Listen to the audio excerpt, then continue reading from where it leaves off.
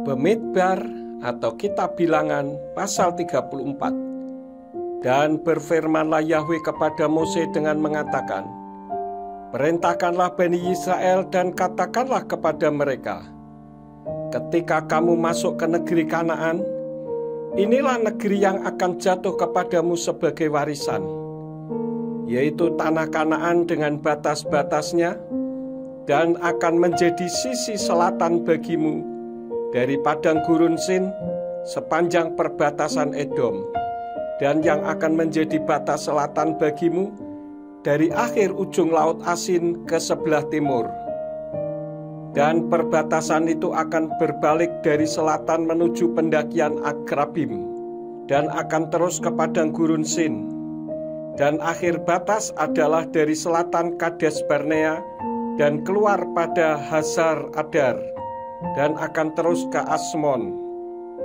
Dan perbatasan itu akan berbalik dari Asmon ke sungai di Mitsraim dan berakhir di laut. Dan batas barat bagimu adalah laut besar. Ini adalah batas barat bagimu. Ini adalah batas utara bagimu. Dari laut besar kamu harus menarik garis bagimu ke Gunung Hor. Dari Gunung Hor kamu harus menarik garis masuk ke Hamat, dan batas luarnya adalah Sedat.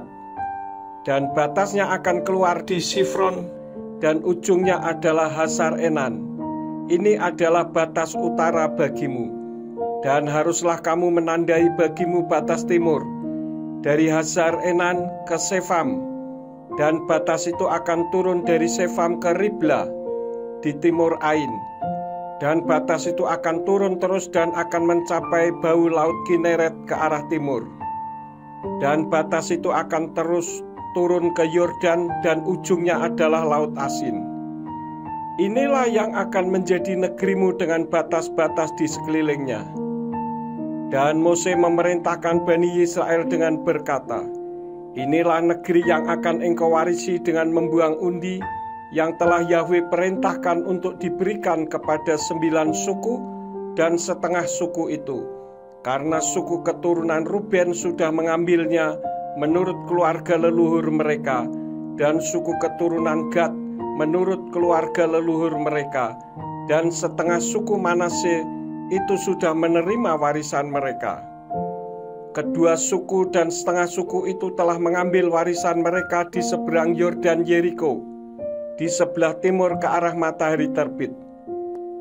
Dan berfirmanlah Yahweh kepada Mose dengan mengatakan, inilah nama-nama orang-orang yang akan membagikan tanah itu untukmu: Imam Eleazar dan Yehosua anak Nun, dan seorang pemimpin. Seorang pemimpin dari sukunya engkau harus mengambilnya untuk membagikan tanah itu.